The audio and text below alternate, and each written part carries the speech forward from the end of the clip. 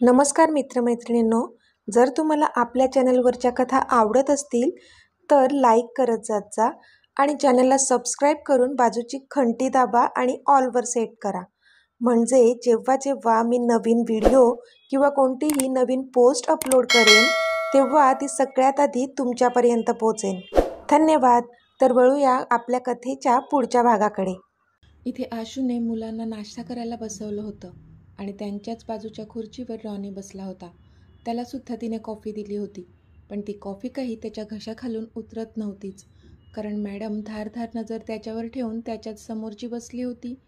त्या धारधार नजरेला नजर देणं तर दूरच, बिचारा हातातल्या मगमधून कॉफी पण स्वतःच्या नरड्यात उतरवू शकत नव्हता तो. इतका धसका घेतला होता त्याने त्याच्या वुड बी मिसेस रॉनी डिसूजाचा. आता पुढे आशूच्या धारधार नजरेने रॉनीकडे पाहत होती. त्याचं तर बिचाऱ्याचं मरण झालं होतं. आपण तिला नंतर मनवू ह्या त्याच्या विचारांना तिने जणू फुल स्टॉपच दिला होता, कारण आत्ता ह्या क्षणी तिला मनवणं तर दूरच, एक शब्द जरी त्याने काढला असता तर नजरेनेच त्याचा मर्डर केला असता तिने. रॉनी अंकल, तुमची कॉफी गार होईल, तुम्ही पीत का नाहीत? जीनू बोलला, कारण रॉनी कधीपासून कॉफीचा मग हातात धरून तसाच बसून होता. एक घोटसुद्धा त्याने घेतला नव्हता त्या कॉफीचा. पण आता जीनूच्या आवाजाने तो भानावर आला आणि त्याचं लक्ष जीनूकडे गेलं. हो घेतो ना. ते काय आहे, कॉफी खूप गरम आहे ना म्हणून. It's very hot. रॉनी एकदा आशूकडे पाहून बोलला तशी आशू पुन्हा रागाने त्याच्याकडे पाहू लागली. ओके अंकल, तुम्ही एकटेच आलात? आमचे पप्पा आम्हाला भेटायला कधी येतील? प्रिन्सेसने विचारलं. पप्पांना यायला वेळ आहे अजून, तुम्ही तुमचा नाश्ता संपवा आधी. रॉनी त्यावर काही बोलणार त्याआधीच आशू बोलली, कारण अमित आणि जानू दोघांनाही थोडा वेळ प्रायव्हसी मिळावी म्हणून तिने मुलांना अजूनही अमित घरी आल्याबद्दल सांगितलं नव्हतंच, आणि आता रॉनीने काही सांगू नये म्हणून ती पटकनच बोलली. अरे, तुम्हाला माहीत नाही का? तुमचे पप्पा तर कधीच आले आहेत. मम्मा आणि पप्पा बेडरूममध्ये आहेत. रॉनी हसून बोलला, कारण मुलं आत गेल्याशिवाय त्याला आशूशी बोलायला एकांत मिळणार नव्हता. पण आशूने मात्र त्यावर एक जळजळीत कटाक्ष टाकला. काय? पप्पा आले आहेत? ये. मुलं खूपच खुश होत बोलली आणि उठून पळतच जानूच्या बेडरूमकडे धावली. जीनू, प्रिन्सेस, थांबा. अरे, आशू बोलतच होती, पण दोघेही थांबतात कशाला, ते तर गायब झाले होते तिथून. आत्ता मात्र आशू खाऊ का गिळू ह्या नजरेने रॉनीकडे पाहत होती. आशू, पास ना यार, अजून किती रागावणार आहेस? आय एम सॉरी ना, तो तोंड पाडत बोलला. पण आशूवर त्याचा काडीचाही परिणाम झाला नव्हता. तिने डायनिंग टेबलवरचे सगळे भांडे उचलले आणि ते घेऊन ती किचनमध्ये आली. रॉनी पण तिच्या पाठी किचनमध्ये आला. आशू, तुला आता कसं समजावू? बॉसच्या इन्स्ट्रक्शन्सशिवाय मी काहीच करू शकत नाही. आणि तुला माहीत नाही, तो मोहन राज्याध्यक्ष खूपच वाईट माणूस आहे. तो बॉसच्या फॅमिलीशी किती वाईट वागला हे तुला वेगळं सांगायला नको. तुला तर माहीतच आहे ते.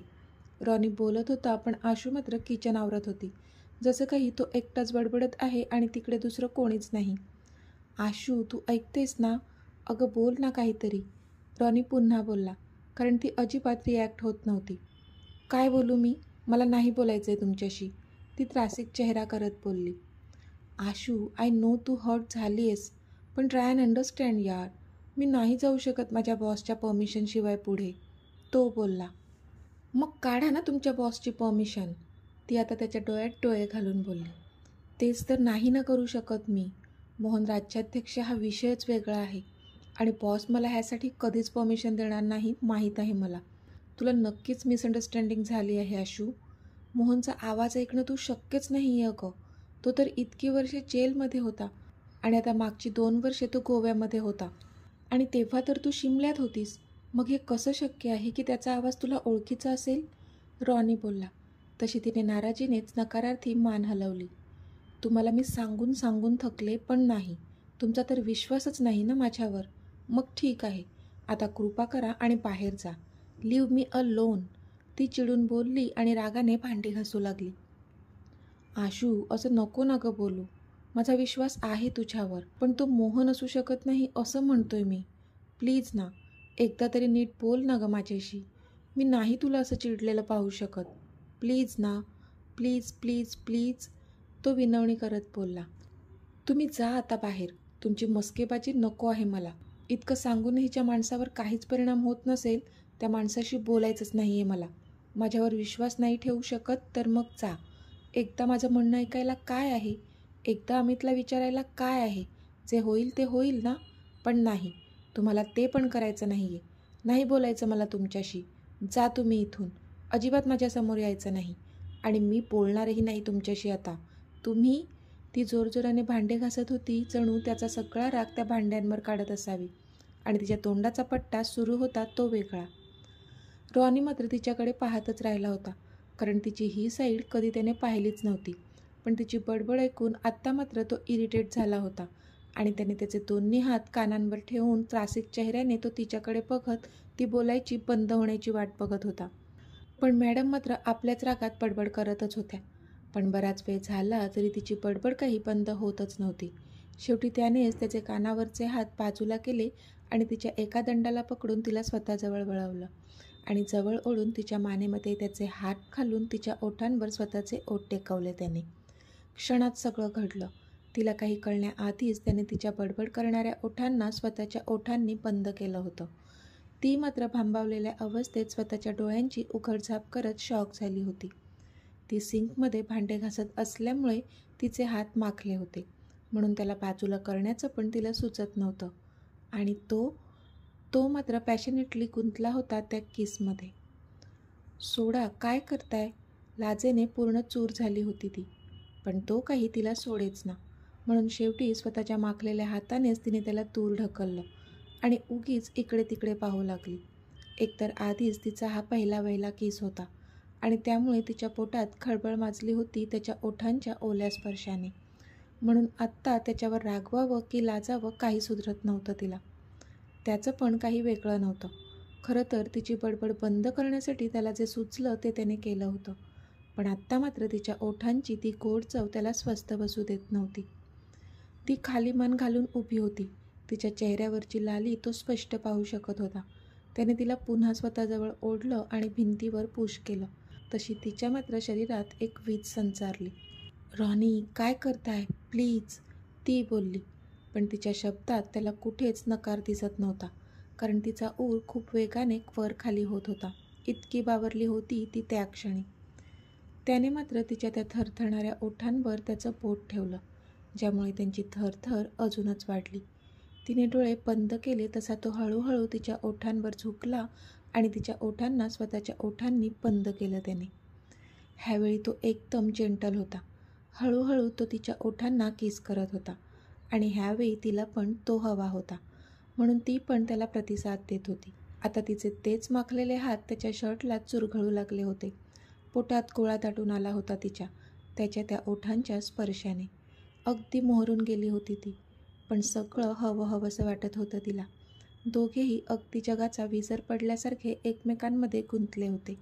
ते तर नशीब ह्यांचा रोमांस किचनमध्ये सुरू होता आणि अमित जानू त्यांच्या बेडरूममध्ये होते. एक डीप किस केल्यानंतर आता दोघेही मोठमोठाले श्वास घेत होते. आशू तर लाजून चूर झाली होती आणि म्हणून तिने त्याच्या छातीतच स्वतःचं तोंड लपवलं होतं. आशू, तू तर खूपच स्वीट आहेस यार, तो बोलला तशी अजूनच लाजली ती. कधीपासून आपण त्याच्यावर रागावले आहोत हे देखील विसरली होती ती. आय एम सॉरी आशू, त्याने तिचा चेहरा त्याच्या ओंजळीत पकडला होता आणि तिच्या डोळ्यात बघून बोलत होता तो. पण ती मात्र त्याच्याकडे एकटक पाहत होती. प्लीज माफ कर मला, पण खरंच माझा तुझ्यावर विश्वास नाही आहे असं अजिबात नाही. माझा तुझ्यावर पूर्ण विश्वास आहे आणि उद्या मी तुझी भेट घडवून देईल त्या मोहन राज्याध्यक्षाशी, तो बोलला. तशी तिच्या मात्र चेहऱ्यावर भली मोठी स्माईल आली. खरंच? ती जोरातच ओरडली. हो, पण भेट घडवून देईल म्हणजे फेस टू फेस नाही, फक्त लांबूनच पाहायचं, ओके, तो बोलला. तशी तिने हसून होमध्ये मान हलवली. चालेल, ती बोलली. आशू, जानूचा आवाज आला तशी ती गडबडली आणि तिने रॉनीला झटक्यात स्वतःजवळून दूर ढकललं आणि स्वतः जाऊन सिंकमध्ये भांडे घासू लागली. रॉनी पण इथे गडबडला होता. त्याने स्वतःच्या अवताराकडे पाहिलं आणि आता तो पुरता गडबडला होता, कारण किस करताना आशूच्या त्या माखलेल्या हातांनी जादू केली होती आणि त्याच्या शर्टवर नक्षीकाम केलं होतं. ओ माय गॉड, मेलो आता, तो स्वतःचा शर्ट बघत बोलला. पण इतक्यात जानू आत किचनमध्ये आली होती आणि ती एकदा आशूकडे तर एकदा रॉनीकडे पाहत होती. काय चाललेलं इथे? जानू दोघांना बारीक नजरेने बघून बोलत होती. कारण आशूच्या गालावरची लाली काही केल्या लपत नव्हती आणि रॉनीचा तो माखलेला शर्ट तिने पाहिला होता. खरं तर तिला हसायला येत होतं, पण खूप कंट्रोल केलं होतं तिने. सॉरी मॅम, मी रॉनीला काय बोलावं कळत नव्हतं. बिचारा पुरता गडबडला होता. रॉनी सर, तुम्हाला बघून मला अंदाज आलेला आहे की इथे नक्की काय घडलं असावं. विचार करा, जर हे तुमच्या बॉसला कळलं तर? जानू बोलली तसं रॉनी मात्र जानूकडे पाहतच राहिला. मीत? जानूने हसून अमितला हळूच हाक मारली, पण त्यावर आशू आणि रॉनी दोघे पण एकमेकांकडे भीतीने पाहू लागले. रॉनीला तर दरदरून घाम फुटला. मॅम प्लीज, रॉनी कळवळून म्हणाला तसं मात्र जानूला अजूनच हसू आलं. ती तोंडावर हात ठेवून हसू लागली. पण इतक्यात, येस जानू, अमित बोलतच आत किचनमध्ये आला. तसं आता मात्र ते तिघे पण एकमेकांकडे पाहू लागले. तू हाक मारलीस ना?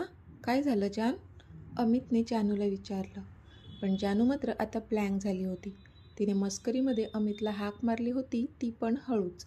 पण साहेबांनी बरोबर ऐकली होती आणि आता ते इथे आत आले देखील होते. आणि आता आपण काय उत्तर द्यावं ते जानूला कळत नव्हतं. अरे रॉनी, तू इथे किचनमध्ये काय करतोयस? अमितने रॉनीकडे पाहत विचारलं आणि आता रॉनीची दातखिळीच बसली. आशू तर चुपचाप भांडी घासत होती. ते रॉनी सरांच्या शर्टवर कॉफी सांडली ना, म्हणून ते शर्ट धुवायला इथे आले. हो ना रॉनी सर? जानू पटकन बोलली. हो, ॲक्च्युली शर्ट धुवायलाच आलो होतो. रॉनी एक एक शब्द जुळवत बोलला, पण आतून मात्र घाबरला होता. अरे मग वॉशरूम तर तिकडे आहे ना? तू इथे किचनमध्ये काय करतोस? अमितने विचारलं. हां, ते मीच बोलले इथे सिंकमध्ये वॉश करा म्हणून ते आले. जानू सारवासारव करत बोलली. ओके, पण तू, अमित काही बोलणार त्याआधीच, पप्पा कम हिअर, प्रिन्सेसने आवाज दिला. तसं अमितने तिकडे पाहिलं. येस कमिंग, असं म्हणत अमित आत गेला आणि इथे ह्या तिघांनी सुटकेचा निश्वास सोडला. आज वाचलात तुम्ही, पण नेहमी असं नाही होणार, म्हणून लवकरात लवकर तुमच्या बॉसना तुमच्या दोघांच्या नात्याबद्दल सांगा, कळलं? जानू रॉनीला हसून बोलली आणि तिथून निघून गेली. त्यावर एक आवंढा गिळत रॉनीने होकारार्थी मान हलवली, पण आशू मात्र आपलं हसू कंट्रोल करत होती. रॉनीचा तो क्यूट फेस बघूनच तिला हसायला येत होतं. पप्पा, मी माझे टॉय पण घेतले आहेत. ही बघा डॉल, ही माझी फेवरेट आहे, प्रिन्सेस बोलली. पप्पा, मी पण माझ्या स्पोर्ट्स कार पॅक केले आहेत. हे बघा, जिनू बोलला. त्यावर अमितने हसून होमध्ये मान हलवली. तुम्हाला जे हवे ते सगळे टॉईज घ्या, ओके? पण पप्पांनी पण तुमच्यासाठी खूप सारे टॉईज घेऊन ठेवले आहेत, अमित बोलला. खरंच पप्पा? दोघेही आनंदाने जोरातच ओरडले. त्यावर अमितने हसून होमध्ये मान हलवली. कोणकोणते टॉईज आहेत पप्पा? सांगा ना, जिनूने विचारलं. That is surprise for both of you, okay? Amit त्याच्या नाकाला पिंच करत बोलला. ओके पप्पा, दोघेही हसून बोलले. एव्हाना जानू पण बाहेर आली होती. आशू आणि रॉनी पण बाहेर आले होते. रॉनीने त्याचा शर्ट साफ केला होता. कधीपासून रॉनीमुळे आनंदात असणारी आशू आत्ता मात्र अपसेट झाली होती, कारण आता जानू आणि मुलं इथून जाणार होते आणि ती एकटी पडणार होती. तिच्या डोळ्यात अश्रू जमा झाले होते. रॉनी, ड्रायव्हरला बोलावून ह्या सगळ्या बॅग्स गाडीत ठेवून घे आणि जानू तुम्ही पण रेडी व्हा, आपल्याला निघायचं आहे, अमित बोलला. मी करते रॉनीना मदत, आशू बोलली. थांब आशू, तू का मदत करशील? ड्रायव्हर येईल तो घेऊन जाईल सगळं सामान, सो रिलॅक्स, अमित बोलला. ओके, मग मी जिनू आणि प्रिन्सेसना तयार करते, चला, आशू बोलली. नाही नको, त्याची काहीच गरज नाही, जानू करेल त्यांचं, अमित बोलला. पण आत्ता मात्र आशूला रडूच आलं त्याचं बोलणं ऐकून, कारण आता ते तिघेही इथून जाणार होते. तर शेवटचं का होईना त्यानिमित्ताने तिला त्यांच्यासोबत वेळ घालवता आला असता. पण नाही, अमित ते सुद्धा करू देत नव्हता, म्हणून खूप एकटं पडल्यासारखं वाटत होतं तिला ह्या क्षणी. मी आलेच, ती तिथून आत किचनमध्ये जाऊ लागली, कारण थोडं जरी इथे थांबली असती तरी तिच्या डोळ्यांतून अश्रू बाहेर पडले असते. आणि असं त्यांच्यासमोर रडणं तिला बरोबर वाटत नव्हतं, कारण जानू आणि मुलांना तिला हसून निरोप द्यायचा होता. ती तिथून जातच होती की आशू थांब, अमितचा आवाज आला तशी ती जागीच थांबली. आशू, सगळ्यांचं तूच करत बसलीस तर मग स्वतः कधी तयार होणार आहेस? अमित बोलला तसं तिने वळून त्याच्याकडे आश्चर्याने पाहिलं. मी का? तिने अडखळत विचारलं. मी का म्हणजे? तुला यायचं नाही का आमच्यासोबत? का मग इथे भूतासारखं राहायचं आहे एकटं? त्याने हसून विचारलं तशी ती एकटक त्याच्याकडे पाहतच राहिली. अगं अशी का बघत आहेस? जानू बहीण मानते ना तुला. मग माझी पण तर तू बहीणच झालीस ना. तू फॅमिली आहेस ना जानूची, आणि जानू माझी फॅमिली. मग तू पण तर माझ्याच फॅमिलीचा हिस्सा झालीस ना. मग स्वतःच्या फॅमिलीपासून दूर राहू शकतेस का तू? मी तर बाबा नाही राहू शकत माझ्या फॅमिलीपासून दूर, आणि माझ्या बहिणीलासुद्धा मी दूर नाही राहू देऊ शकत. म्हणून चुपचाप आमच्यासोबत आपल्या घरी चलायचं, तो बोलला. तसे कधीपासून अडवलेले तिचे अश्रू गालावरून खाली ओघळले. तिने एकदा जानूकडे पाहिलं तर ती पण भरल्या डोळ्यांनी तिच्याकडेच पाहत होती. जानूने हो मध्ये मान हलवली, पण आशूने मात्र धावत जाऊन अमितला मिठी मारली. त्याने पण तिच्या डोक्यावरून हात फिरवला. थँक्यू, मी खरंच ह्या तिघांपासून दूर राहू शकले नसते, आशू रडत बोलली. आणि मी तुला त्यांच्यापासून दूर राहू देखील दिलं नसतं. जा आता पटकन रेडी हो, मग आपण निघू, तो बोलला. तशी तिने हो मध्ये मान हलवली आणि जानूसोबत ती आत रूममध्ये रेडी व्हायला गेली. एव्हाना ड्रायव्हरच्या मदतीने रॉनीने सगळं सामान गाडीमध्ये नेऊन ठेवलं होतं. ड्रायव्हर ती सामानाची गाडी घेऊन निघून गेला होता. आता सगळेजण रेडी झाले होते. निघायचं? अमितने विचारलं. तशा सगळ्यांनी हो मध्ये माना डोलावल्या. मुलं तर भयंकर खुश होती. आपल्या हक्काच्या घरी जाणार होते ते आज. जानू आणि आशूचे मात्र त्या घरातून निघताना पण डोळे पाणावले होते. नाही म्हटलं तरी इतके महिने ते ह्या घरात राहत होते, त्यामुळे ह्या घराचाही तेवढाच लळा लागला होता त्यांना. शेवटी देवाऱ्यात नमस्कार करून त्या दोघीसुद्धा आता घरातून बाहेर पडल्या. रॉनी ड्रायव्हिंग सीटवर तर त्याच्या बाजूच्या सीटवर आशू होती. अमित, जानू आणि मुलं मागे बसले होते आणि आत्ता त्यांची गाडी राज्याध्यक्ष विलाच्या दिशेने निघाली होती. तर मित्रमैत्रिणींनो, आजचा भाग तुम्हाला कसा वाटला ते मला कमेंटमध्ये सांगा. आणि जर आवडला असेल तर व्हिडिओला लाईक करा, शेअर करा आणि चॅनलला सबस्क्राईब करून बाजूची घंटी नक्की दाबा. चला तर भेटूया आपल्या पुढच्या भागात. तोपर्यंत धन्यवाद.